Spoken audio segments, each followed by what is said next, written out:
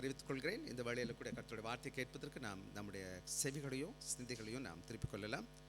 எனவே இந்த நல்ல நாளிலும் நம்மத்தில் லெனி அவர்கள் இருக்கிறார்கள். தொடர்ந்து தேவ ஊழியத்தை செய்து கொண்டு இருக்கிறாங்க. எனக்கு முன்னாடி இருந்து திருச்சபையிலிருந்து கடவுள் ஊழியத்தை செய்துட்ருக்கார். எனவே அவருக்காக ஜெபிங்க. அவருடைய சரீரத்துக்காக, அவருடைய தாயார் குடும்பங்களுக்காக ஜெபித்துக்காங்க. அவருடைய தகப்பனார் தாயார் கொஞ்சம் வயசானவங்களாக இருக்கிறாங்க. ஸோ அவர்களுக்காக ஜெபிப்பது நம்முடைய கடமை. எனவே நம்ம கர்த்தருடைய வார்த்தை கேட்க இருக்கிறோம். எல்லா ஜெபத்தோடு கூட காணப்படுவோம். கர்த்தருடைய வேதத்தை திறந்து வைத்துக் கொள்ளுங்க. ஓவர் டு எல்டர் லெனி அவர்கள்.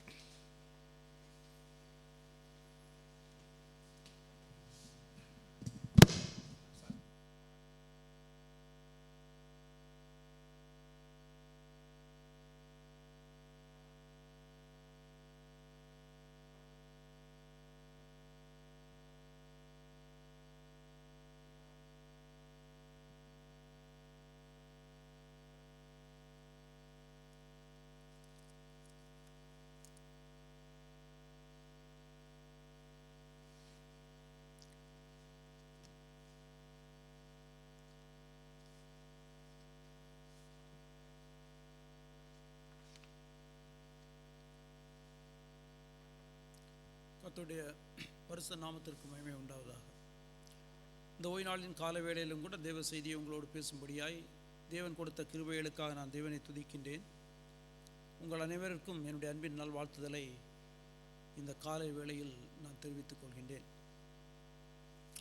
இந்த நாளை நாம் அன்னையர் தினம் என்று சொல்லிக்கொண்டு நாம் கொண்டாடுகின்றோம். எனவே I wish all our mothers a very blessed Mother's Day. உங்களுக்கு அன்பான அன்னையர் தின வாழ்த்துதலை நான் தெரிவித்துக் கொள்கின்றேன். தேவன் கொடுத்த 10 கட்டளைகளில் ஒரு கட்டளை என்னவென்றால், உன்னுடைய தாயையும் உன்னுடைய தகப்பனையும் நீ கனம் பண்ணுவாயாக என்று சொல்லிக்கொண்டு. எனவேதான்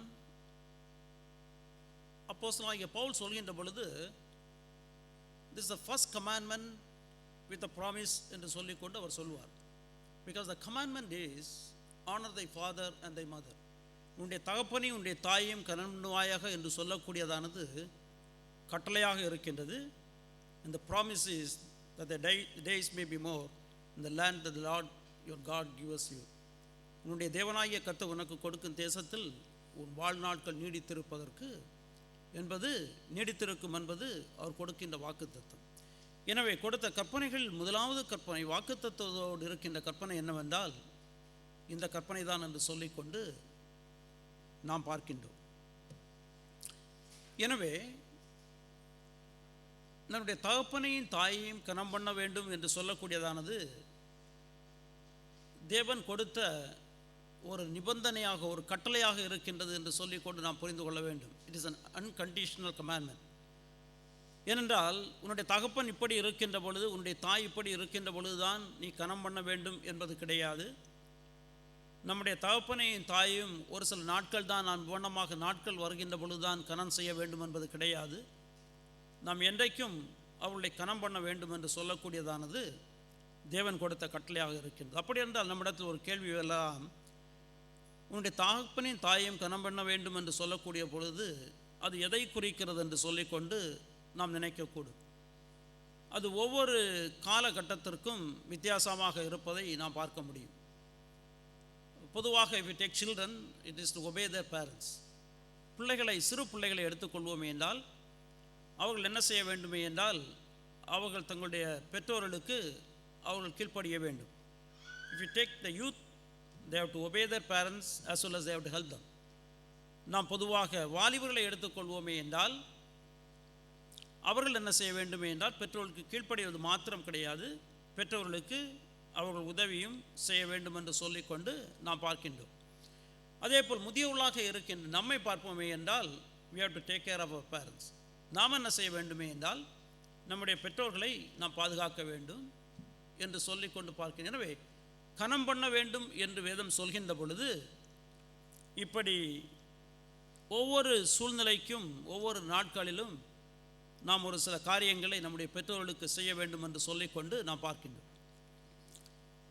தேவன் என்ன செய்திருக்கின்றாரே என்றால் பிள்ளைகளை பெற்றோருக்கு அவர் சுதந்திரமாக கொடுத்திருக்கின்றார். நான் வேதத்தில் நான் வாசிக்கின்ற பொழுது சங்கீதம் 127 நான் வாசிக்கின்ற பொழுது பிள்ளைகள் கர்த்தரால் வரும் சுதந்திரம் என்று சொல்லிக்கொண்டு நான் சில்ட்ரன் ஆர் ஹெரிட்டேஜ் என்று தி லார்ட் என்று சொல்லிக்கொண்டு தேவனால் கொடுக்கப்படுகின்ற ஒரு சுதந்திரம் ஹெரிட்டேஜ் என்று நான் பார்க்கின்ற பொழுது அது நமக்கு உரிய ஒன்று கிடையாது. It's a gift. It's given to us from our parents. நம்முடைய பெற்றோரிடத்திலிருந்து நமக்கு கொடுக்கப்படுகின்ற ஒன்று. நமக்கு அதை பெற்றுக்கொள்வதற்கு எந்த உரிமையும் கிடையாது. அதே போல் தான் தேவன் என்ன செய்கின்றாரே என்றால் இலவசமாக பிள்ளைகளை அவர் பெற்றோருக்கு கொடுக்கின்றார். கொடுப்பது மாத்திரம் கிடையாது, பெற்றோருக்கும் என்ன செய்திருக்கின்றாரே என்றால் சில கடமைகளை அவர் கொடுத்திருக்கின்றார். பெற்றோர்களும் என்ன செய்ய வேண்டும் என்றால் தங்களுடைய பிள்ளைகளை அவர்கள் கோபப்படுத்தாமலும் அவர்கள் தேவனுக்கேற்ற சிக்ஷையிலும் பராமரிப்பிலும் அவர்கள் வளர்க்க வேண்டும் என்று சொல்லிக்கொண்டு தேவன் என்ன செய்திருக்கின்றார் என்றால் பெற்றோருக்கும் கடமை கொடுத்திருக்கின்றார். எனவே இந்த பொறுப்பானது பெற்றோர்களை கடமை செய்ய வேண்டும் என்று சொல்லக்கூடிய பொறுப்பானது பிள்ளைகளுக்கு கொடுக்கப்பட்டிருந்த பொழுதிலும் கூட பெற்றோருக்கும் பிள்ளைகளை அவர்கள் கவனமாக வளர்க்க வேண்டும். கர்த்தரை அறிகின்ற அறிவில் இந்த nurture and the admonition of the Lord என்று சொல்லிக்கொண்டு வேதம் சொல்லும். தேவனை அறிகின்ற அறிவில் அவர்களை என்ன செய்ய வேண்டும் என்றால் சிக்ஷையிலும் வளர்க்க வேண்டும் என்று சொல்லிக்கொண்டு நாம் பார்க்கின்றோம். எனவே இந்த பெற்றோரை நாம் ஏன் கனம் செய்ய வேண்டும் என்று நாம் பார்க்கின்ற பொழுது அவர்கள் ஏராளமான தியாகங்களை நமக்காக செய்திருக்கின்றார்கள். they made a lot of sacrifices for us. எனவே தான் இன்றைக்கு நம்முடைய தலைப்பு என்னவென்றால் தாய்மையின் தியாகம், the sacrifice of motherhood என்று சொல்லிக்கொண்டு இன்றைக்கு நமக்கு தலைப்பு கொடுக்கப்பட்டிருக்கின்றது. எனவே ஒரு தாய் எந்த விதமான தியாகங்களை செய்கிறாள் என்று சொல்லிக்கொண்டு தான் நான் சுருக்கமாக இந்த சாமுவேலுடைய வாழ்க்கையிலிருந்து, சாமுவேலுடைய தாயாகிய அன்னாளுடைய வாழ்க்கையிலிருந்து 3 காரியங்களை நான் சுருக்கமாக உங்களோடு நான் பேசி நான் கடந்து செல்ல விரும்புகின்றேன். முதலாவதாக நாம் பார்க்கின்ற பொழுது சாக்ரிஃபைஸ் ஆஃப் இமோஷன்ஸ் என்று சொல்லிக்கொண்டு நாம் பார்க்கின்றோம். ஒரு தாய் என்ன செய்கின்றாளே என்றால் தன்னுடைய உணர்வுகளை அவள் தியாகம் செய்கின்றாள் என்று சொல்லிக்கொண்டு நாம் பார்க்கின்றோம். இந்த 1வது அதிகாரம் முழுவதையும் நாம் வாசித்து கொண்டு வருகின்ற பொழுது சாமுவேலுடைய தாயாகிய அன்னாளை குறித்து அங்கே நம்மால் பார்க்க முடியும். ஒரு மனுஷனுடைய உணர்வுகள் என்று நாம் பார்க்கின்ற பொழுது human beings are emotional beings. அதாவது மனுஷர்களை நாம் பார்க்கின்ற பொழுது அவர்கள் உணர்வுகள் உள்ள மனுஷர்கள். ஏனென்றால் சில நேரங்களில் அவர்கள் சந்தோஷமாக இருப்பார்கள், சில நேரங்களில் அவர்கள் துக்கப்படுவார்கள், சில நேரங்களில் அவர்களுக்கு கோபம் வரும், சில நேரங்களில் அமைதியாக இருப்பார்கள். இப்படியாக மனுக்குலத்தை நாம் பார்க்கின்ற பொழுது மனுக்குலம் உணர்வுகள் உள்ளவர்கள் என்று சொல்லிக்கொண்டு நாம் பார்க்கின்றோம். எனவே இங்கே இந்த தாயை நாம் பார்க்கின்ற பொழுது, அன்னாளை நாம் பார்க்கின்ற பொழுது உணர்வுள்ள ஒரு தாயாக இருக்கின்றாள். அவருடைய வாழ்க்கையை நாம் பார்க்கின்ற பொழுது முதலாவதாக அன்னாளை குறித்து பார்க்கின்ற பொழுது 2வது வசனத்தை நாம் வாசிப்போமே என்றால் 1 சாமுவேல் 1ஆம் அதிகாரத்தினுடைய 2வது வசனத்தில் கடைசியில் இருக்கின்ற பகுதியை பார்க்கின்ற பொழுது அன்னாளுக்கோ பிள்ளைகள் இல்லை என்று சொல்லிக்கொண்டு நாம் பார்க்கின்றோம். Hannah had no children. அவளுக்கு பிள்ளைகள் என்று இல்லை என்று சொல்லிக்கொண்டு வேதத்தில் நமக்கு சொல்லப்பட்டிருக்கின்றது. அந்த நாட்களில் பிள்ளைகள் இல்லை என்று சொல்கின்ற பொழுது அந்த மக்கள் அவர்கள் ஏதோ பாவம் செய்திருக்கிறார்கள் என்று சொல்லிக்கொண்டு எண்ணக்கூடிய காலம். ஏனென்றால் தேவன் மனுக்குலத்தை படைக்கின்ற பொழுது தன்னுடைய சாயலில் அவர் படைக்கின்றார். மனுக்குலத்தை தன்னுடைய சாயலில் படைத்து மனுக்குலத்துக்கு கொடுக்கின்ற முதலாவது கட்டளை, படைப்பிலே கொடுக்கப்படுகின்ற கட்டளை என்னவென்றால் பி ஃப்ரூட்ஃபுல் அண்ட் மல்டிப்ளை. நீங்கள் பலுகி நீங்கள் பெருக வேண்டும் என்று சொல்லிக்கொண்டுதான் தேவன் கொடுக்கின்ற முதலாவது கட்டளை மனுக்குலத்திற்கே. எனவே பிள்ளைகளை பெற்றெடுக்க வேண்டும், பிள்ளைகளை பெற்றெடுத்து உலகத்தில் வளர்க்க வேண்டும் என்று சொல்லக்கூடியதானது மனுக்குலத்திற்கு தேவன் கொடுத்த முதலாவது கட்டளை என்று சொல்லிக்கொண்டு ஆதியாகமம் 1ஆம் அதிகாரத்தில் 27, 28 வசனங்களை நீங்கள் வாசிக்கின்ற பொழுது நம்மால் புரிந்து கொள்ள முடியும். அது மாத்திரமல்ல, இந்த பிள்ளைகளை ஒரு ஈவாக, ஒரு பரிசாக, they are rewards from God என்று சொல்லிக்கொண்டு நாம் சங்கீதத்தில் வாசிக்கின்றோம். பிள்ளைகளை தேவன் ஒரு பரிசாக என்ன செய்கின்றார் என்றால் பெற்றோருக்கு அவர் கொடுக்கின்றார். எனவே முதலாவது வாக்குத்தத்தம், முதலாவது தேவன் கொடுக்கின்ற கட்டளை, நீங்கள் பலுகி நீங்கள் பெருக வேண்டும் என்று தேவன் ஆசீர்வதிக்கின்றார். பிள்ளைகளை தேவன் ஒரு பரிசாக பெற்றோருக்கு கொடுக்கின்றார். எனவே அந்த சமுதாயத்தில் அன்றைக்கு பிள்ளைகள் பிறக்கவில்லை என்றால் அந்த பெற்றோர்கள் ஏதோ ஒரு விதமான பாவத்தை அவர்கள் செய்திருக்கின்றார்கள். they had some hidden sins என்று சொல்லிக்கொண்டு அந்த நாட்களில் மக்கள் கருதி வந்தார்கள். அதற்கு காரணமும் இருக்கின்றது. ஏனென்றால் தேவன் இஸ்ரவேல் மக்களுக்கு ஆசீர்வாதத்தை கொடுக்கின்ற பொழுது உபாகமத்தை நாம் வாசிப்போமே என்றால் அதனுடைய 7வது அதிகாரத்தில் 12 முதல் 14 வசனங்களை நீங்கள் வாசிக்கின்ற பொழுது தேவன் ஒரு சில காரியத்தை அவர் சொல்லியிருப்பார். என்னவென்றால் அந்த மக்கள் என்ன செய்ய வேண்டுமே என்றால் தேவனுடைய கட்டளைக்கு அவர்கள் கீழ்ப்படிய வேண்டும். அவர்கள் கீழ்ப்படுகின்ற பொழுது 13வது வசனம், உன்மேல் அன்பு வைத்து உன்னை ஆசீர்வதித்து உனக்கு கொடுப்பேன் என்று உன் பிதாக்களுக்கு ஆணையிட்ட கொடுத்த தேசத்தில் உன்னை பெருக பண்ணி உன் கற்பக்கனியையும் உன் நிலத்தின் கனிகளாகிய உன் தானியத்தையும் உன் திராட்சை ரசத்தையும் உன் எண்ணெயையும் உன் ஆடுகளின் பலனையும் உன் ஆட்டு மந்தைகளையும் ஆசீர்வதிப்பார்.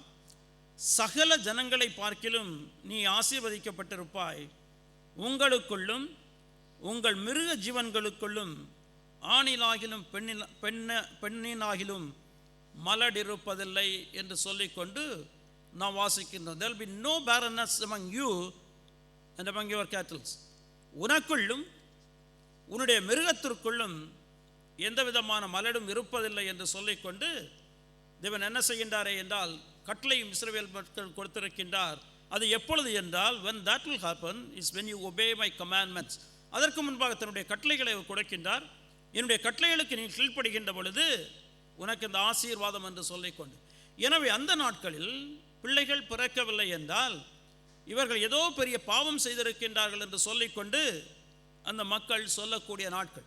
எனவே பாருங்கள், அன்னாவுக்கு பிள்ளைகள் இல்லை என்று சொல்லிக்கொண்டு நாம் வாசிக்கின்றோம். அப்படி என்றால் இந்த சமுதாயம் அவளை என்ன சொல்லி இருக்கக்கூடும் என்று சொல்லிக்கொண்டு நம்மால் ஓரளவு யூகித்து பார்க்க முடியும். இன்றைக்கு இருக்கின்ற நமக்கு கொஞ்சம் கஷ்டம்தான் இருந்தாலும் அந்த நாட்களில் நாம் பார்ப்போமே என்றால் அந்த மக்கள் என்ன சொல்லி இருப்பார்கள் என்று சொல்லிக்கொண்டு ஓரளவு தான் நம்மால் யூகிக்க முடியும். அது மாத்திரமல்ல, அன்னாளுடைய வாழ்க்கையை பார்க்கின்ற பொழுது there was no peace at home. அவளுடைய இல்லத்தில் அவளுக்கு ஏதாவது சமாதானம் இருந்தது என்றால் அவளுக்கு சமாதானம் கிடையாது. நாம் வாசிக்கின்ற பொழுது 2வது வசனத்தை நாம் வாசிப்போமே என்றால் 1 சாமுவேல் 1 2வது வசனம், அவனுக்கு, அதாவது இந்த அன்னாளுடைய கணவனாகிய எல்கானாவுக்கு 2 மனைவிகள் இருந்தார்கள். ஒருத்தி பேர் அன்னாள், மற்றவள் பேர் பெனினாள் என்று சொல்லிக்கொண்டு நான் வாசிக்கிறேன். அப்படி என்றால் இந்த அன்னாளுடைய கணவனை எல்கானாவை நாம் பார்க்கின்ற பொழுது அவனுக்கு ஒரு மனைவி கிடையாது, அவனுக்கு 2 மனைவிகள். இந்த 2 மனைவிகளில் ஒரு மனைவிக்கு, இந்த பெனினாளுக்கு பிள்ளைகள் இருக்கின்றன. அவளுக்கு ஆண் பிள்ளைகள் பெண் பிள்ளைகள் இருக்கின்றார்கள். ஆனால் அன்னாளுக்கு என்னவில்லை என்றால் பிள்ளைகள் கிடையாது. எனவே அன்னாளுக்கு பிள்ளைகள் இல்லாதபடியினால் அவள் என்ன செய்கின்றாளே என்றால், பெரினாள் என்ன செய்கின்றாளே என்றால் இந்த அன்னாளை மிகவும் துன்பப்படுத்துகின்றவளாக இருக்கின்றாள். 6வது வசனத்தை வாசிக்கின்ற பொழுது, கர்த்தர் அவள் கற்பத்தை அடைத்தபடியினால் அவளுடைய சக்களத்தி அவள் துக்கப்படும்படியாக அவளை மிகவும் விசனப்படுத்துவாள் என்று சொல்லிக்கொண்டு நாம் பார்க்கின்றோம். she always provokes her to soar என்று சொல்லிக்கொண்டு நாம் வேதத்தில் வாசிக்கின்றோம். பாருங்கள், அவளுக்கு பிள்ளைகள் இல்லாதபடியினால் அவள் என்ன செய்வாளே என்றால் மிகவும் துக்கப்படுத்துவாள். இது இங்கே மாத்திரம் கிடையாது, நாம் வேதத்தில் பல இடங்களில் நம்மால் வாசிக்க முடியும். ஆபிரகாமுடைய வாழ்க்கையை பார்க்கின்ற பொழுது ஆபிரகாமுடைய மனைவியாகிய சாராளுக்கு பிள்ளைகள் கிடையாது. எனவே சாராள் என்ன செய்கின்றாளே என்றால் தன்னுடைய வேலைக்காரியாகிய ஆகாரை தனக்கு ஒரு பிள்ளை பெற்றுக் கொடுக்கும்படியாக ஆபிரகாமுக்கு மனைவியாக கொடுக்கின்றாள். ஆபிரகாமுடைய வேலைக்காரி தான் இந்த ஆகார் என்று சொல்லிக்கொண்டு நாம் பார்க்கின்றோம். ஆனால் அவள் கற்பந்தரிக்கின்ற பொழுது அவள் என்ன செய்கின்றாரே என்றால் ஷீ மிஸ்ட்ரீட்டட் அர் மிஸ்ட்ரஸ் என்று சொல்லிக்கொண்டு நாம் வேதத்தில் வாசிக்கின்றோம். தனக்கு இருக்கின்ற நாச்சியாரை, அதாவது தனக்கு எஜமானியாக இருக்கின்ற சாராளை அவள் என்ன செய்கின்றாளே என்றால் அற்பமாக எண்ணுகின்றார். அந்த சமுதாயத்தில் ஏன் இப்படி எண்ணினார்கள் என்றால் இதுதான் அதற்கு காரணம். எனவே இங்கே நாம் பார்க்கின்ற பொழுது, இந்த அன்னாளுடைய வாழ்க்கையை நாம் பார்க்கின்ற பொழுது, அவளுக்கு பிள்ளைகள் இல்லாதபடியினால் சமுதாயம் அவளை ஒரு மாதிரியாக சொன்னாலும் கூட, தன்னுடைய வீட்டில் ஏதாவது அவளுக்கு சந்தோஷம் இருக்கின்றதா என்றால் தன்னுடைய வீட்டிலும் அவளுக்கு சந்தோஷம் இல்லை. தன்னுடைய கூட இருக்கின்ற தன்னுடைய கணவனுடைய அடுத்த மனைவி என்ன செய்கின்றாளே என்றால் அவளை மிகவும் அவள் துன்பப்படுத்துகின்றாள். அவள் ஒருவேளை மோசமாக பேசியிருக்கக்கூடும், நீ பல பாவங்கள் செய்திருக்கின்றாய் என்று சொல்லிக்கொண்டு, என்ன என்பது நமக்கு தெரியாது, என்ன இருந்தாலும் அவளுக்கு அங்கே சந்தோஷம் இல்லை என்று சொல்லிக்கொண்டு நாம் பார்க்கின்றோம். அடுத்து நாம் பார்க்கின்ற பொழுது she had no peace even when she went to the temple. அவள் ஆலயத்திற்கு ஒருவேளை எனக்கு சமாதானம் கிடைக்கும் என்று சொல்லிக்கொண்டு அவள் தேவாலயத்திற்கு அவள் செல்கின்ற பொழுதிலும் கூட, அவளுக்கு தேவாலயத்திற்கு செல்கின்ற பொழுது அங்கேயாவது சமாதானம் உண்டு என்றால் அங்கேயும் அவளுக்கு சமாதானம் இல்லை என்று சொல்லிக்கொண்டு நாம் வாசிக்கின்றோம். அந்த நாட்களில் அவள் என்ன செய்ய வேண்டுமே என்றால் வருஷத்தில் 3 முறை அவள் தேவாலயம் செல்ல வேண்டும். இந்த குடும்பமானது வருஷத்துக்கு ஒரு முறை தேவாலயத்திற்கு சென்று அவர்கள் பலியிடச் செல்வார்கள். பலியிடச் செல்கின்ற பொழுது என்ன நடக்கிறது என்றால், நான் வாசிக்கின்ற பொழுது இந்த பகுதியில் 7வது வசனத்தை வாசிப்போமே என்றால், அவள் கர்த்தருடைய ஆலயத்திற்கு போகும் சமயத்தில் அவன் வருஷந்தோறும் அந்த பிரகாரமாய் செய்வான்.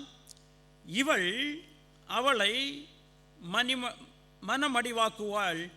அப்பொழுது அவள் சாப்பிடாமல் அழுது கொண்டிருப்பாள். பாருங்கள், ஆலயத்திற்கு செல்கின்ற பொழுதும் இந்த பெண்ணினாள் என்ன செய்கின்றாளே என்றால் அவளுக்கு மனக்கசப்பை கொடுக்கின்றாள். எனவே அன்னாள் நான் பார்க்கின்ற பொழுது she used to cry and she wouldn't take any food. அவள் அழுவது மாத்திரம் கிடையாது, எந்த உணவு உண்ணாமல் என்ன செய்திருப்பாள் என்று சொல்லிக்கொண்டு நாம் வேதத்தில் வாசிக்கின்றோம். ஆலயத்திற்கு வீட்டிலாவது கொடுமை இருக்கின்றது, ஆலயத்திற்கு செல்கின்ற பொழுதாவது தனக்கு வருஷத்தில் ஒரு முறை ஒரு சில நாட்கள் தனக்கு நிம்மதியாக இருக்கும் என்று நினைத்திருப்பாளே என்றால் அதற்கு கூட அவளுக்கு என்ன இல்லை என்றால் நிம்மதி கிடையாது. ஆலயத்திற்கு செல்கின்ற வழியில் ஆலயத்திற்கு செல்கின்றாள். ஆலயத்திற்கு செல்கின்ற பொழுது அங்கே ஜெபிக்கின்றாள்.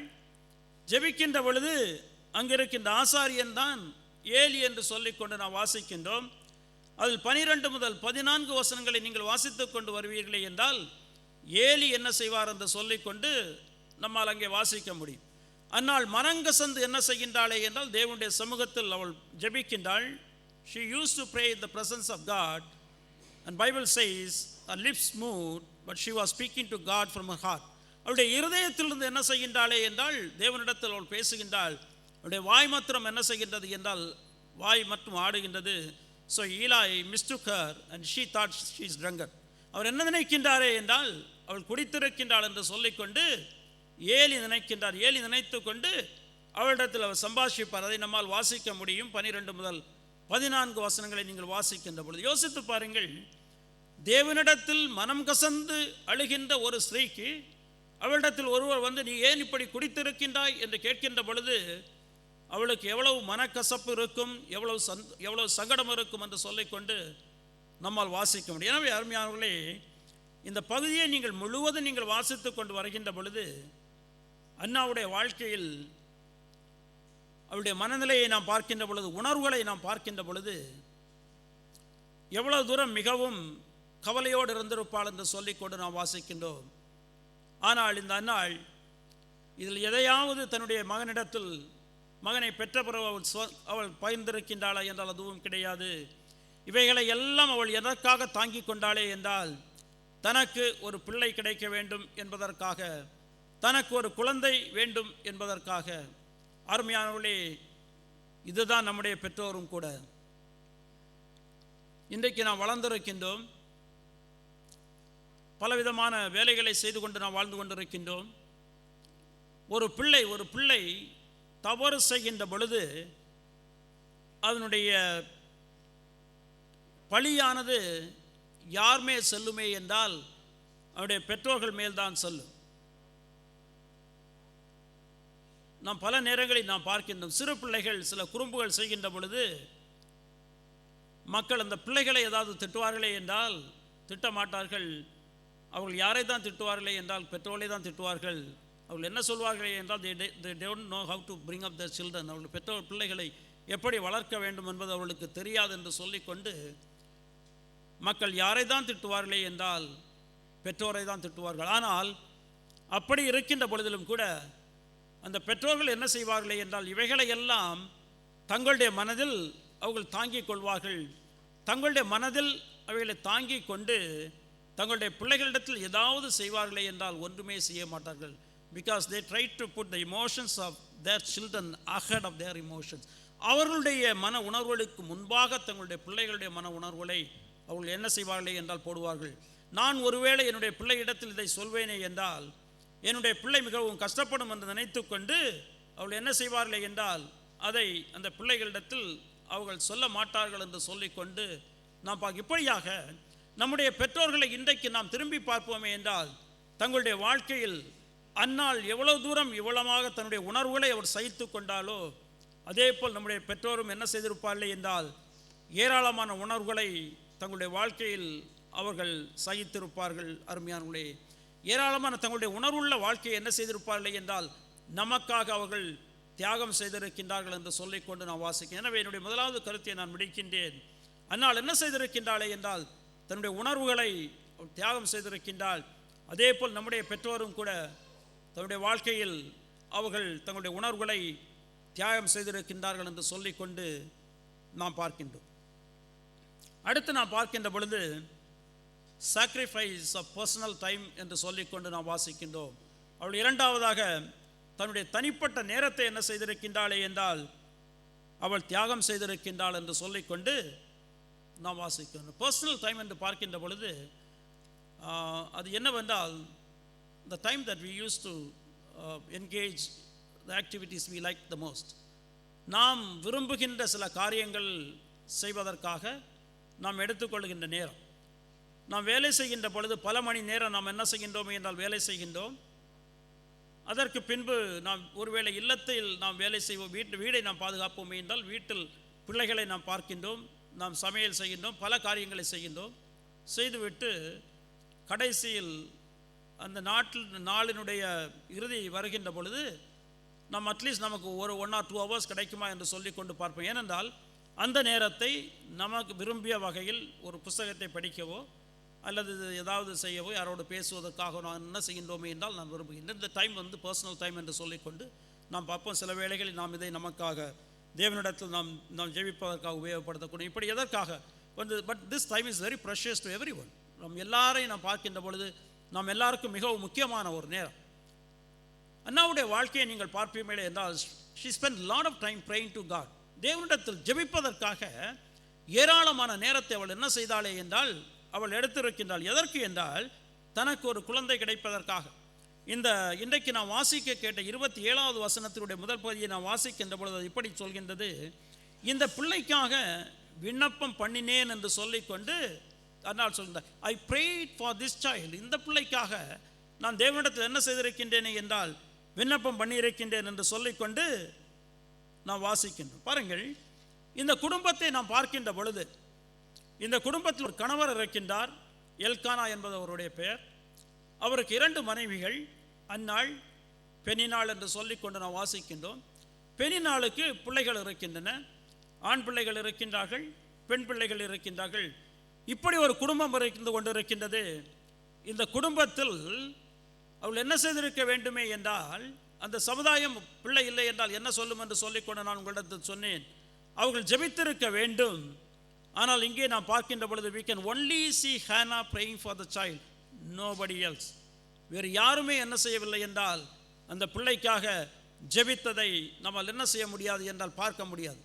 பெண்ணினாளை விட்டு விடுவோம், அவளை துன்பப்படுத்தி கொண்டிருந்தால் ஜெபிப்பதற்கு வாய்ப்பு கிடையாது. ஆனால் அவருடைய கணவனாகிய எல்கானாவை நாம் பார்க்கின்ற பொழுது எல்கானா தனக்கு ஒரு குழந்தை வேண்டும் என்று சொல்லிக்கொண்டு, அன்னாள் மூலமாக தனக்கு ஒரு குழந்தை வேண்டும் என்று சொல்லிக்கொண்டு அவர் ஜெபித்தாரா என்றால், ஜெபிப்பதை நம்மால் என்ன செய்ய முடியாது என்றால் வேதத்தில் நம்மால் பார்க்கவே முடியாது என்று சொல்லிக்கொண்டு நாம் வாசிக்கின்றோம். 8வது வசனத்தை நாம் வாசிக்கின்ற பொழுது பாருங்கள், 8வது வசனத்தை நான் உங்களுக்கு வாசிக்கின்றேன். அவள் புருஷனாய், இது எப்பொழுது என்றால் அவள் ஆலயத்திற்கு செல்கின்ற பொழுது பெண்ணினால் அவளுக்கு துன்பத்தை கொடுப்பாள். அவள் துன்பப்படுகின்ற பொழுது அவள் என்ன செய்வாளே என்றால், அவள் சாப்பிடாமல் அழுது கொண்டிருக்கின்ற பொழுது அவள் புருஷனாகிய எல்கானா அவளை பார்த்து, அன்னாளே ஏன் அழுகிறாய், ஏன் சாப்பிடாதிருக்கிறாய், ஏன் சஞ்சலப்படுகிறாய், 10 குமாரரை பார்க்கிலும் நான் உனக்கு அதிகம் அல்லவா என்பான். பாருங்கள், ஏன் கேட்கின்றானே என்றால், why are you not eating, why are you so sad, I am more than 10 children for you. உனக்கு 10 பிள்ளைகளுக்கு மேல் நான் என்ன இருக்கின்றேன் என்றால் நான் இருக்கின்றேன். அப்படி என்றால் நீ கவலைப்பட வேண்டியதில்லை என்று சொல்லிக்கொண்டு he was only trying to console her, but he never prayed for a child. அவன் ஒரு குழந்தைக்காக அவன் ஜெபித்தானே என்றால், அவன் ஜெபம் செய்ததை நம்மால் என்ன செய்ய முடியாது என்றால் அவன் பார்க்க முடியாது. அவன் என்ன செய்திருக்க வேண்டுமே என்றால், அவன் அண்ணாவை கூட்டிக் கொண்டு, come let's go to the temple, let's pray for a child, நாம் ஒரு குழந்தைக்காக நான் ஜெபிப்போம் என்று சொல்லிக்கொண்டு அவன் சொல்லியிருக்க வேண்டும். ஆனால் இங்கு சொன்னதை பார்க்கவில்லை. அதற்கு காரணம் இருக்கலாம், because he had other children through பெனினா என்று சொல்லிக்கொண்டு நாம் பார்க்கின்றோம். அடுத்தவள் பெனினா மூலமாக அவனுக்கு என்ன இருக்கின்றது என்றால் பிள்ளைகள் இருக்கின்றது. எனவே அவன் ஒருவேளை என்ன செய்திருக்க கூடாது என்றால் அவ்வளவாக கரிசனை பட்டிருக்காமல் இருந்திருக்கலாம். ஆனால் ஜெபித்திருக்கின்றானா என்றால் ஜெபம் செய்ததை நம்மால் பார்க்க முடியாது. பாருங்கள், பெண்ணினால் ஜெபிக்கவில்லை, எல்கானா ஜெபிக்கவில்லை. ஆலயத்திற்கு வருகின்ற பொழுது அங்கு இருக்கின்ற ஆசாரியன் யார் என்றால் ஏலி. இந்த ஏலி முதலாவது அவளை தப்பாக புரிந்து கொள்கின்றார். தப்பாக புரிந்து கொண்டு அவள் குடித்திருக்கின்றாள் என்று நினைக்கின்றார். ஆனால் அதற்கு பின்பாக அவர் என்ன செய்கின்றாளே என்றால் தன்னுடைய நிலைமையை சொல்கின்றார். நான் மிகவும் வியாகுலப்பட்டு ஒரு பிள்ளைக்காக நான் ஜெபித்து கொண்டிருக்கின்றேன் என்று சொல்லிக்கொண்டு அவள் சொல்கின்ற பொழுது, இந்த ஆசாரியனாக ஏலி என்ன செய்திருக்க வேண்டுமே என்றால் அவன் ஜெபித்திருக்க வேண்டும் ஒரு பிள்ளைக்கு. ஆனால் இந்த ஏலி ஜெபித்திருக்கின்றாரா என்றால் ஏலியும் ஜெபிக்கவில்லை. அவர் ஆறுதலாக சில வார்த்தைகளை அவர் சொல்கின்றார், நீ விரும்புகின்றதை தேவன் உனக்கு கொடுப்பார் என்று சொல்லிவிட்டு அவளை அனுப்புகின்றாரே தவிர அவரும் ஜெபித்தாரா என்று நாம் பார்க்கின்ற பொழுது அவரும் ஜெபிக்கவில்லை என்று சொல்லிக்கொண்டு நாம் பார்க்க அருமையானவர்களே. எனவே அந்நாள் இந்த குழந்தைக்காக என்ன செய்திருக்கின்றாள் என்றால், she spent lot of time praying to God for this child. இந்த குழந்தைக்காக அவள் ஏராளமான நேரம் தேவனிடத்தில் என்ன செய்திருக்கின்றாளே என்றால் ஜெபித்திருக்கின்றாள் என்று சொல்லிக்கொண்டு நாம் பார்க்கின்றோம். அடுத்தபடியாக நாம் பார்க்கின்ற பொழுது, இந்த குழந்தையை வளர்ப்பதற்காக to bring this child up she spent lot of time. இந்த குழந்தையை வளர்ப்பதற்காக அவள் என்ன செய்திருக்கின்றாளே என்றால் ஏராளமான நேரத்தை அவள் செலவிட்டிருக்கின்றாள். வருஷத்தில் ஒரு முறைதான் அவர்கள் தேவாலயத்திற்கு அவர்கள் செல்வார்கள். இது அவர்களுக்கு மிகவும் முக்கியமான ஒரு நாள். ஆனால் இந்த குழந்தை இருக்கின்ற பொழுது, இந்த குழந்தை பிறந்திருக்கின்ற பொழுது, அந்த நாட்களில், அந்த குழந்தை பால் குடிக்கின்ற நாட்களில் அந்நாள் தேவாலயத்திற்கு செல்வாளா என்றால் அவள் செல்லவில்லை. எல்கானா கூப்பிடுகின்றார், நீ தேவாலயத்திற்கு வா என்று சொல்லிக்கொண்டு, ஆனால் இந்த பிள்ளைக்கு நான் பால் கொடுக்க வேண்டும், இந்த பிள்ளையை நான் வளர்த்தெடுக்க வேண்டும் என்று சொல்லிக்கொண்டு அந்த நாட்கள் அவள் என்ன செய்யவில்லை என்றால் அவள் தேவாலயத்திற்கு செல்லவில்லை. 1ஆம் அதிகாரத்தில் 20 முதல் 22 வசனங்களை நீங்கள் வாசிக்கின்ற பொழுது அதை நம்மால் அங்கு என்ன செய்ய முடியுமே என்றால் புரிந்து கொள்ள முடியும். பாருங்கள், நான் வாசிக்கின்ற சில நாள் சென்ற பின்பு அந்நாளுக்கு ஒரு குழந்தை பிறக்கின்ற எல்கானா என்பவன் கர்த்தருக்கு வருஷந்தோறும் செலுத்தும் பலியையும் தன் பொருத்தனைகளையும் செலுத்தும்படியாக தன் வீட்டார் அனைவரோடும் போனான். அந்நாள் கூட போகவில்லை. அவள் பிள்ளை பால் மிறந்த பின்பு அவன் கர்த்தரின் சந்ததியில் காணப்படவும் அங்கே எப்பொழுதும் இருக்கவும் நான் அவனை கொண்டு போய் விடுவேன் என்று தன் புருஷனிடத்தில் சொன்னான். பாருங்கள், சொல்கின்றாள், இந்த பிள்ளையை நான் கர்த்தரிடத்தில் கொடுக்க இருக்கின்றேன், அதுவரைக்கும் நான் என்ன செய்யவில்லை என்றால் இந்த குழந்தைக்கு நான் பால் கொடுக்க வேண்டும், எனவே நான் என்ன செய்யவில்லை என்றால் நான் தேவாலயத்திற்கு வரவில்லை என்று சொல்லிக்கொண்டு அவள் என்ன செய்கின்றாளே என்றால் தன்னுடைய பிள்ளையோடு அந்த நேரத்தை அவள் செலவிடுகின்றாள். அது எத்தனை வருஷம் என்பது தெரியும். It could be 3 years or 2 years or 3 years. ஆனால் நீங்கள் கொஞ்சம் யோசித்து பாருங்கள், ஏன் சென்று வந்திருக்கலாமே, ஆலயத்திற்கு அவள் சென்று வந்திருக்கலாமே என்று சொல்லிக்கொண்டு நம்மால் யோசிக்கக்கூடும். ஆனால் இன்றைக்கு இருக்கின்ற மாதிரி அன்றைக்கு யாத்திரை அவ்வளவு சுலபமானது கிடையாது. எளிதாக அவர்கள் சென்று வர முடியாது. வழியில் பல பிரச்சனைகள் இருக்கும், பல பாடுகள் இருக்கும். எனவே அவள் செல்வாளே என்றால் she would not be able to take care of the child properly. அந்த குழந்தையை சரியாக பாதுகாப்பதற்கு அவளால் முடியுமா என்றால் முடியாது அந்த நாட்கள்.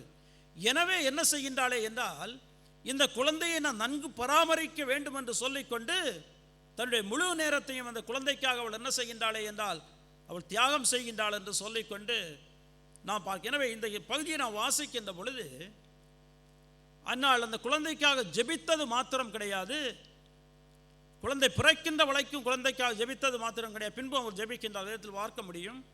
அது மாத்திரமல்ல, இந்த குழந்தையை நன்றாக பராமரிக்க வேண்டும் என்று சொல்லிக்கொண்டு அவள் என்ன செய்கின்றாளே என்றால் அந்த குழந்தையோடு ஏராளமான நேரங்களை அவள் செலவிடுகின்றாள். அது மாத்திரம் கிடையாது அருமையானவர்களே, she would have taught the scriptures to this child. இந்த குழந்தைக்கு அவள் வேதத்தை என்ன செய்திருப்பாளே என்றால் அவள் கற்றுக் கொடுத்திருப்பாள். ஏனென்றால் உபாகமம் 6ஆம் அதிகாரத்தை நீங்கள் வாசிப்பீர்களே என்றால் தேவன் இஸ்ரவேல் மக்களுக்கு கொடுத்த கட்டளை என்னவென்றால் அவர்கள் தங்களுடைய பிள்ளைகளுக்கு சிறு பிராயத்திலிருந்தே வேதத்தை அவள் கிரமமாக கற்றுக் கொடுக்க வேண்டும். அவர்கள் வீட்டில் அவர்களுக்கு டைம் கிடைக்கின்ற பொழுதெல்லாம் whenever they get some spare time they have to spend it with their children teaching them the scriptures. வேதத்தை பிள்ளைகளுக்கு பெற்றோர்கள் சொல்லிக் கொடுக்க வேண்டும். நீங்கள் எனவே தான் வாசிக்கின்ற பொழுது, இருக்கின்ற பொழுதும், உட்காருகின்ற பொழுதும், நடக்கின்ற பொழுதும், நீ என்ன செய்கின்ற பொழுதும், படுத்திருக்கின்ற பொழுதும் நீ உன்னுடைய பிள்ளைக்கு என்ன செய்ய வேண்டும் என்றால் வேதத்தை நீ சொல்லிக் கொடுக்க வேண்டும் என்று சொல்லிக்கொண்டு அவர் கட்டளை கொடுத்திருப்பார். எனவே இந்த தாயானவள் ஏராளமான நேரத்தை என்ன செய்திருப்பாளே என்றால் தன்னுடைய பிள்ளைக்கு தேவனுடைய வசனத்தை சொல்லிக் கொடுத்து ஏராளமான நேரத்தை அவள் என்ன செய்திருப்பாளே என்றால் செலவு செய்திருப்பாள் என்று சொல்லிக்கொண்டு நான் பார்க்க. எதற்கு என்றால் for the spiritual well-being of her child. அவருடைய குழந்தையினுடைய ஆவிக்குரிய விஷயத்தில் வளர்வதற்காக அவள் என்ன செய்கின்றாளே என்றால் ஏராளமான நேரத்தை அவள் செலவிடுகின்ற. பாருங்கள் அருமையானவர்களே, நாம் பார்த்திருக்கின்றோம், she spent lot of time for the physical well-being of the child as well as for the spiritual well-being. அந்த குழந்தையினுடைய சரீர பிரகாரமான காரியங்களுக்காக மாத்திரம் கிடையாது, ஆவிக்குரிய காரியத்திற்காக அந்த தாய் என்ன செய்திருக்கின்றாளே என்றால் ஏராளமான நேரத்தை அவள் செலவு செய்திருக்கின்றாள் என்று சொல்லிக்கொண்டு நாம் வாசிக்கின்ற. அது மாத்திரம் கிடையாது, நாம் 2ஆம் அதிகாரத்தை நாம் வாசிக்கின்ற பொழுது whenever she goes to the temple she will always make a coat and bring it to the child. அந்த குழந்தைக்கு ஒரு உடையை செய்து என்ன செய்வாளே என்றால் எடுத்து செல்வாள். வருஷத்தில் ஒரு முறை தான் அவள் செல்வாள். செல்கின்ற பொழுதெல்லாம் அந்த குழந்தைக்காக தேவாலயத்தில் குழந்தையை விட்டிருக்கின்றாள். இருந்த பொழுதிலும் கூட அந்த தன்னுடைய பிள்ளை என்று சொல்லிக்கொண்டு அந்த பிள்ளைக்காக என்ன செய்கின்றாளே என்றால் ஒரு உடையை அவள் செய்து அவர் எடுத்து செல்வதை நம்மால் வாசிக்க முடியும். 1 சாமுவேல் 2ஆம் அதிகாரத்தை வாசிப்போம் என்றால் 19வது வசனம். அவனுடைய தாய் வருஷந்தோறும் செலுத்தும் பலியை செலுத்துகிறதற்காக தன் புருஷனோட கூட வருகிற போதெல்லாம் அவனுக்கு ஒரு சின்ன சட்டையை தைத்து கொண்டு வருவாள். யோசித்து பாருங்கள், இன்றைக்கு சட்டை தைத்து கொடுக்கிறது என்பது மிகவும் எளிதான காரியம். காசை கொண்டு போக என்றால் துணியை வாங்கி கொண்டு, அன்றைக்கு அவள் என்ன செய்வாளே என்றால் தன்னுடைய கையால் அந்த நூலை வைத்து அதை தைத்து அதை உடையாக தைத்து தன்னுடைய பிள்ளைக்கு என்ன செய்வாளே என்றால் எடுத்து செல்வாள். யோசித்து பாருங்கள் அருமையானவர்களே, எவ்வளவு நேரம் அன்னாள் தன்னுடைய பிள்ளைக்காக அவள் செலவு செய்திருக்கின்றாள். தன்னுடைய சொந்த நேரத்தை, தனக்காக செலவு செய்ய வேண்டிய நேரத்தை யாருக்காக செலவு செய்திருக்கின்றாளே என்றால் தன்னுடைய பிள்ளைக்காக செலவு செய்திருக்கின்றாள். அருமையானவர்களை யோசித்து பாருங்கள், இதுதான் நம்முடைய பெற்றோரும் கூட. இன்றைக்கு நானும் நீங்கள் இந்த மாதிரி நாம் நின்று கொண்டிருக்கின்றோம். நாம் இந்த நிலைமைக்கு வருவதற்கு நம்முடைய பெற்றோர்கள் எவ்வளவு நேரத்தை செலவு செய்திருப்பார்கள். அதிலும் குறிப்பாக தாயானவள் தன்னுடைய பிள்ளைக்கு ஒரு நோய் வருகின்ற பொழுது தூங்காமல் பாதுகாத்திருப்பாள். தன்னுடைய பிள்ளை சிறு பிள்ளையாக இருக்கின்ற பொழுது அதற்கு எந்த ஆபத்தும் வந்துவிடக்கூடாது என்று சொல்லிக்கொண்டு கண் விழிக்காமல் பாதுகாத்திருப்பாள்.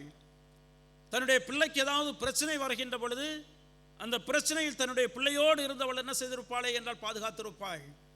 தன்னுடைய பிள்ளை செல்கின்ற இடமெல்லாம் அவள் சென்றிருப்பாள். தன்னுடைய பிள்ளையோடு அவள் இருந்திருப்பாள்.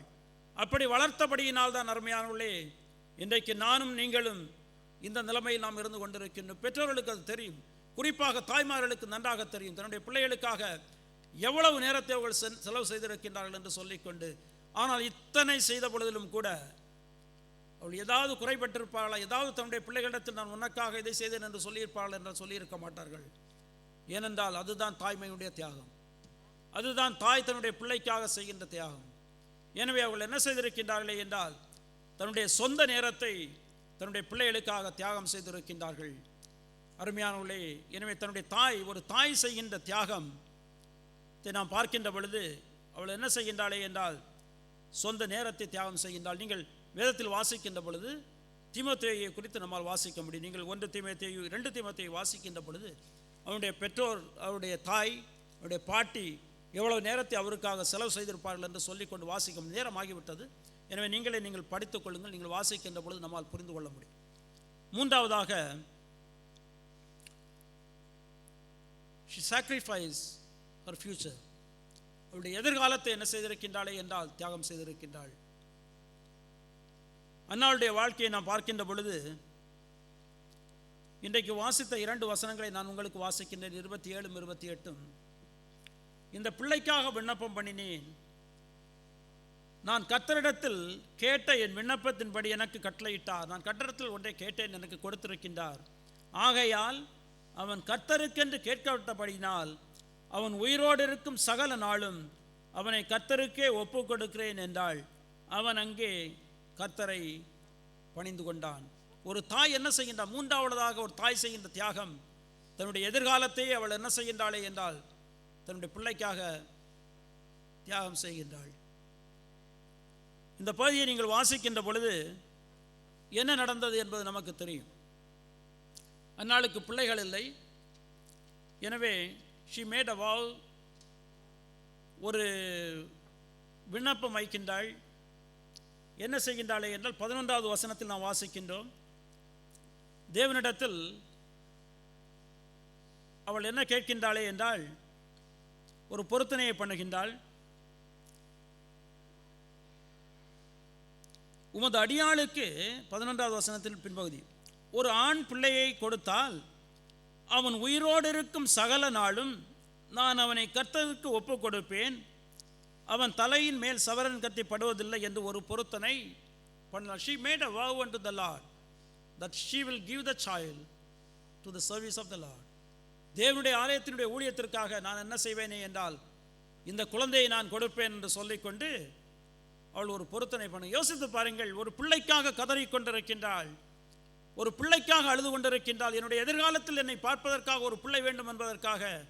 ஆனால் அந்த பிள்ளையை நான் என்ன செய்வேனே என்றால் நான் தேவனுக்கு கொடுத்து விடுவேன் என்று சொல்லிக்கொண்டு அவள் சொல்கிறார். Remember this, it's always very easy to make a vow, but it's very very difficult to fulfill it. நமக்கு நன்றாக தெரியும், சில வேளைகளில் உணர்வுகள் மூலமாக நாம் சில பொருத்தனையை நாம் சொல்லிவிடக்கூடும். சொல்வது எளிது, அந்த பொருத்தனையை நிறைவேற்றுவது என்று சொல்லக்கூடியதானது மிகவும் கஷ்டம் என்று சொல்லிக்கொண்டு நாம் வாசிக்கும். எனவே தான் இந்த பொருத்தனை என்று வருகின்ற பொழுது வேதம் நமக்கு மிகவும் அழகாக ஏராளமான காரியங்களை சொல்லிக்கொண்டு, எஸ்பெஷலி இந்த ஓல்ட் டெஸ்டமென்ட், பழைய ஏற்பாட்டை நீங்கள் வாசிக்கின்ற பொழுது ஏராளமான இடங்களில் பொருத்தனையை குறித்து தேவன் நமக்கு எச்சரிக்கை கொடுத்திருப்பார். ஒரு வசனத்தை எனக்காக வாசிங்கள், எடுத்து ஒரு வாசிங்கள். எண்ணாகமம் 30ஆம் அதிகாரம், எண்ணாகமம் 30 31. நீங்கள் வீட்டுக்கு சென்று வாசித்து பாருங்கள், ஏராளமான காரியங்களை குறித்து பேசிக் கொண்டிருக்கும். 30ஆம் அதிகாரத்தினுடைய 2வது வசனத்தை யாராவது எனக்காக வாசிங்க. ஒருவன் கர்த்தருக்கு யாதொரு பொருத்தனை பண்ணினாலும் அல்லது யாதொரு காரியத்தை செய்யும்படி தன்னுடைய ஆத்துமாவை நிபந்தனைக்கு உட்படுத்தி கொண்டாலும் அவன் சொல் தவறாமலும் தன் வாயிலிருந்து புறப்பட்ட வார்த்தையின்படி எல்லாம் செய்ய கடவன்.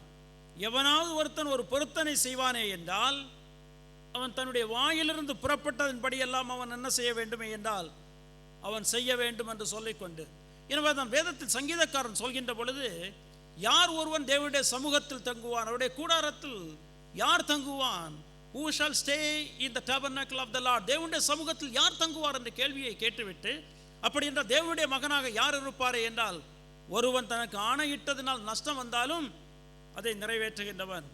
ஆணையிட்டு விட்டானே என்றால் அவனுக்கு அதன் மூலமாக ஒருவேளை பெரிய நஷ்டம் வருமா என்றால் கூட அதை நிறைவேற்றுகின்றவன் தான் தேவனுடைய சமூகத்தில் இருக்கின்றவன், உண்மையான தேவனுடைய பிள்ளை என்று சொல்லிக்கொண்டு 15ஆம் சங்கீதத்தில் என்ன செய்ய முடியும் என்றால் நம்மால் வாசிக்க முடியும். அருமையானவர்களே, எனவே பொருத்தனை பண்ணுகிறது என்று சொல்லக்கூடியதானது மிகவும் சில வேளைகள் எளிதான காரியம், நிறைவேற்றுகின்றது கஷ்டம். எனவே தான் பொருத்தனை பண்ணுகின்ற பொழுது மிகவும் கவனமாக இருக்க வேண்டும். நிறைவேற்ற முடியுமா இருந்தால் மாத்திரம் நீ பொருத்தனை செய்ய வேண்டும். நீ பொருத்தனை செய்துவிட்டு அது நிறைவேற்றாமல் இருக்கக்கூடாது, நிச்சயமாக நிறைவேற்ற வேண்டும் என்று சொல்லிக்கொண்டு வேதத்தில் பல இடங்களில் சொல்லப்பட்டிருப்பதை நம்மால் பார்க்க முடியும். நம் பல அறிவுரைகளை நீதிமொழிகளை நம்மால் வாசிக்க முடியும். நீதிமொழிகள் 20-22 வாசிக்கின்ற பொழுது நீ பொருத்தனை செய்துவிட்டு திரும்ப யோசிக்காதே என்று சொல்லிக்கொண்டு அவர் நமக்கு அறிவுரை சொல்வார். வேதத்தில் கூட we can see few examples in the Old Testament, not only in the Old Testament, even in the New Testament also. புதிய ஏற்பாடு பழைய ஏற்பாடுகளை நம்மால் என்ன செய்ய முடியுமே என்றால் பல உதாரணங்களை நம்மால் பார்க்க முடியும். மக்கள் என்ன செய்துவிட்டு இவனமாக அவர்கள் பொருத்தனை பண்ணிவிட்டு நிறைவேற்றுவதை, கடினமாக இருந்தாலும் கூட நிறைவேற்றுவதை நம்மால் பார்க்க முடியும். நியாயாதிபதிகள் 11ஆம் அதிகாரத்தில் யெப்தாவை குறித்து நாம் பார்க்கின்றோம். அது நமக்கு மிகவும் நன்றாக ஒரு தெரிந்த ஒரு பகுதி. பாருங்கள், அவர் சொல்லிவிடுகின்றார், நான் அம்மோன் புத்திரரை வென்று நான் வருகின்ற பொழுது தேவன் எனக்கு வெற்றி கொடுப்பாரே என்றால், when I return back, whatever comes out of my house I will sacrifice as a burnt offering unto the Lord. என்னுடைய வீட்டிலிருந்து எது வருகின்றதோ அதை தான் தேவனுக்கு என்ன செய்வேனே என்றால் நான் சுகந்த வாசனை பலியாக நான் அவருக்கு பலி கொடுப்பேன் என்று சொல்லிவிட்டு பொருத்தனை பண்ணி விடுகின்றார். பொருத்தனை பண்ணிவிட்டு யுத்தத்துக்கு செல்கின்றார். கேட்ட வண்ணமாக தேவன் அந்த வெற்றியை கொடுக்கின்றார். அவர் திரும்ப வருகின்றார். அவருடைய வீட்டில் இருந்து வருகின்றது, எதிர்கொண்டு வருகிறது இஸ் ஒன்லி டாட்டர், அவருக்கு இருக்கின்ற ஒரே பெண்மகள். எப்படி இருக்கும் என்று யோசித்து பாருங்கள். ஆனால் என்ன செய்கின்றாரே என்றால் அவளை தேவனுக்கு என்று அவர் கொடுக்கின்றார். அந்த பகுதியை நம்மால் வாசிக்க முடியும். புதிய ஏற்பாட்டில் நம்ம வருகின்ற பொழுது கூட ஏரோது தன்னுடைய பிறந்த நாள், ஏரோது பிறந்த நாளுக்கு என்ன செய்கின்றாரே என்றால் ஏரோதுடைய மகள் வந்து ஆடுகின்றாள், நடனம் ஆடுகின்றாள். அதை நன்றாக அவர் பார்க்கின்றார், ரசிக்கின்றார். இப்பொழுது அவர் கேட்கின்றார், you ask me whatever you want, I will give it to you, even to half of the kingdom. என்னிடத்தில் இருக்கின்ற இந்த நாட்டினுடைய பாதியை கேட்டால் கூட நான் என்ன செய்வேனே என்றால் நான் உனக்கு தருவேன் என்று சொல்லிக்கொண்டு அவர் சொல்கின்றார். அவர் எதிர்பார்க்கவில்லை. இவர் தன்னுடைய தகப்பனிடத்தில் பேசிக்கொண்டு அவள் வந்து கேட்கின்றார், give me the head of John the Baptist on a platter to me. யோவான் சானனுடைய தலையை எனக்கு ஒரு தட்டத்தில் வைத்து கொடு என்று கேட்கின்றார். அப்பொழுது ஏரோது எப்படி கட்டளைப்பட்டார் என்பது அங்கு சொல்லப்பட்டிருக்கின்றது. நீங்கள் வாசித்துக் கொள்ளலாம் மார்க் 6ஆம் அதிகாரத்தில். ஆனால் என்ன செய்கின்றாரே என்றால் ஆணையிட்டபடியினால் அதை கொடுக்கின்றார் என்று சொல்லிக்கொண்டு நாம் பார்க்கின்றோம். ஏராளமான இடங்களை நம்மால் வாசிக்க முடியும். ஒரே ஒரு இடத்தை எனக்காக எடுத்த ஒரு வாசியுங்கள். பிரசங்கியின் புஸ்தகம் 5ஆம் அதிகாரம் 2 முதல் 5 வசனங்கள். பிரசங்கியின் புஸ்தகம் 5ஆம் அதிகாரம் 2 முதல் 5 வசனங்கள் எடுத்தவர்கள் எனக்காக வாசியுங்கள். தேவ சமூகத்தில் பேசாமலும் இரு. தேவன் வானத்தில் இருக்கிறார், நீ பூமியில் இருக்கிறாய். சுருக்கமாய் இருப்பதாக பிறக்கிறது போல பிறக்கும். நீ தேவனுக்கு ஒரு பொருத்தனை பண்ணிக்கொண்டால் அதை செலுத்த தாமதியாதே. மூடரில் பிரியப்படுகிறதில்லை. நீ நேர்ந்து கொண்டதை செய். நீ நேர்ந்து கொண்டதை செய்யாமல் போவதை பார்க்கிலும் நேர்ந்து கொள்ளாமல் இருப்பதே நலம். பாருங்கள், தேவன் தெளிவாக சொல்கின்றார், பொருத்தனை செய்தால் நீ என்ன செய்ய வேண்டும் என்றால் நிறைவேற்ற வேண்டும். இந்த தாய் என்ன செய்கின்றால், பொருத்தனை செய்திருக்கின்றால். நேரமாகிவிட்ட எனவே நான் முடிக்கின்றேன். பொருத்தனை செய்திருக்கின்றாள். தன்னுடைய மகனை தேவனுக்கென்று நான் கொடுப்பேன் என்று சொல்லிக்கொண்டு அவள் என்ன செய்தாள் என்பது நமக்கு நன்றாக தெரியும். தன்னுடைய மகனை தேவனுக்கென்று அவள் என்ன செய்கின்றாளே என்றால் கொடுக்கின்றாள். அவனுடைய வாழ்க்கை நன்றாக இருக்க வேண்டும். அவன் தேவனுக்கு வந்த ஒரு மகனாக இருக்க வேண்டும். அவன் மூலமாக அந்த சமுதாயம் நன்றாக இருக்க வேண்டும் என்று சொல்லிக்கொண்டு she sacrificed her total future. தன்னுடைய மொத்த வாழ்க்கையின் எதிர்காலத்தையும் என்ன செய்கின்றாளே என்றால் தியாகம் செய்கின்றாள். இதுதான் நம்முடைய பெற்றோரும் கூட அருமையானவர்களே. நானும் நீங்களும் நன்றாக இருப்பதற்காக நம்முடைய பெற்றோர்கள் தன்னுடைய எதிர்காலத்தை என்ன செய்திருக்கின்றார்கள் என்றால் தியாகம் செய்திருக்கின்றார்கள். இன்றைக்கு எத்தனையோ தாய்மார்களை பார்க்கின்ற தன்னுடைய பிள்ளைகளுக்காக அவள் வேலைக்கு செல்வது கிடையாது. நல்ல வேலையில் இருந்தால் கூட தன்னுடைய பிள்ளைகளை பார்க்க வேண்டும் என்பதற்காக தங்களுடைய வேலையை விட்டு தங்களுடைய பிள்ளைகளை பார்க்கின்றார்கள். தங்களுடைய பிள்ளைகளுக்கு ஒரு பிரச்சனை வருகின்றது என்று வருகின்ற பொழுது எதையும் பார்க்காமல் அவர்கள் என்ன செய்கின்றார்கள் என்றால் விடுப்பு எடுத்துக்கொண்டு தங்களுடைய பிள்ளைகளை பார்க்கின்றார்கள். The first priority is their children. அவருடைய கேரியர் கிடையாது, அவருடைய பிள்ளைகள் தான் என்னவென்றால் அவருடைய முதலாவது முதன்மைத்துவத்தை கொடுக்கின்றார்கள். இன்றைக்கு நாமும் இந்த காலத்தில் வந்திருப்பதற்கு காரணம் நம்முடைய தாய் நமக்காக செய்திருக்கின்ற தியாகம். எனவே நான் முடிக்கின்றேன். அருமையானவர்களே, அண்ணாவுடைய வாழ்க்கையிலிருந்து அவள் செய்த ஒரு சில தியாகத்தை, 3 தியாகத்தை நம்மால் பார்க்க முடிந்தது. தன்னுடைய உணர்வுகளை அவள் தியாகம் செய்திருக்கின்றாள், தன்னுடைய சொந்த நேரத்தை தியாகம் செய்திருக்கின்றாள், தன்னுடைய எதிர்காலத்தை அவள் தியாகம் செய்திருக்கின்றாள். இன்றைக்கு நம்முடைய பெற்றோர்களும் தன்னுடைய உணர்வுகளை, தங்களுடைய சொந்த நேரத்தை, தங்களுடைய எதிர்காலத்தை தியாகம் செய்தபடியினால்தான் இன்றைக்கு நாமும் என்ன செய்கின்றோம் என்றால் சமுதாயத்தில் ஒரு நல்ல நிலைமையில் நாம் இருந்து கொண்டிருக்கின்றோம். The question all of us have to ask at this time is, what are we doing to our parents? Are we taking care of our parents? நம்முடைய பெற்றோர்களை நாம் கனம் செய்கின்றோமா? நம்முடைய பெற்றோர்களை நாம் பாதுகாக்கின்றோமா? அவர்களுக்கு வேண்டிய காரியங்களை நாம் கொடுக்கின்றோமா? நம் பெற்றோர்களை நாம் பாதுகாக்க வேண்டும் என்று சொல்லக்கூடியதானது வேதத்தில் நாம் பார்க்கின்ற பொழுது இட் இஸ் அ கமாண்ட்மெண்ட். அது ஒரு கட்டளையாக இருக்கின்றது. It's not an option. அது நாம் வேண்டுமென்றால் செய்யலாம், வேண்டுமென்றால் செய்ய வேண்டாம் என்பது கிடையாது. But's a commandment. இந்த கட்டளையை நாம் நிறைவேற்றுவோம். 10 கற்பனைகள் ஒரு கற்பனை. நாம் நம்முடைய பெற்றோர்களை நாம் கனம் செய்கின்ற பொழுது தேவன் நம்மை ஆசீர்வதிக்கின்றவராக இருக்கின்றார். கண்களை மூடி ஜெபிக்கலாம். எங்களை நேசிக்க எங்கள் அன்பின் ஆண்டவரே, அருமையான ஓய்வு நாளின் காலை வேளைக்காக நாங்கள் உம்மை துதிக்கிறோம். கர்த்தாவே, இந்த நாளை அந்நிய தினமாக கொடுத்ததற்காக நன்றி செலுத்துகிறோம். உன்னுடைய பெற்றோரை, தகப்பனையும் தாயையும் கனம் பண்ணுவாயாக என்று நீதாம் எங்களுக்கு கட்டளை கொடுத்திருக்கின்றீர். அண்ணாவுடைய வாழ்க்கையிலிருந்து அவர் செய்த தியாகங்களை நாங்கள் நோக்கி பார்ப்பதற்கு கொடுத்த கிருபைக்காக நன்றி செலுத்துகிறோம். எங்களுடைய தாய்மார்களும் தங்களுடைய வாழ்க்கையில் ஏராளமான தியாகங்களை செய்தபடியினால் நாங்கள் இன்றைக்கு உம்முடைய பிள்ளைகளாய் உம்முடைய சமூகத்தில் இருக்கின்ற பாக்கியத்தை நாங்கள் பெற்றிருக்கின்றோம். சமுதாயத்தில் நல்ல ஒரு மக்களாக இருப்பதற்கு பாக்கியத்தை பெற்றிருக்கின்றோம். எனவே அந்த பெற்றோரை நாங்கள் கனம் பண்ணுகின்றவர்களாய் வாழ்வதற்கு நீதாம் எங்களுக்கு கிருபை தர வேண்டுமாறு ஜெபிக்கிறோம்.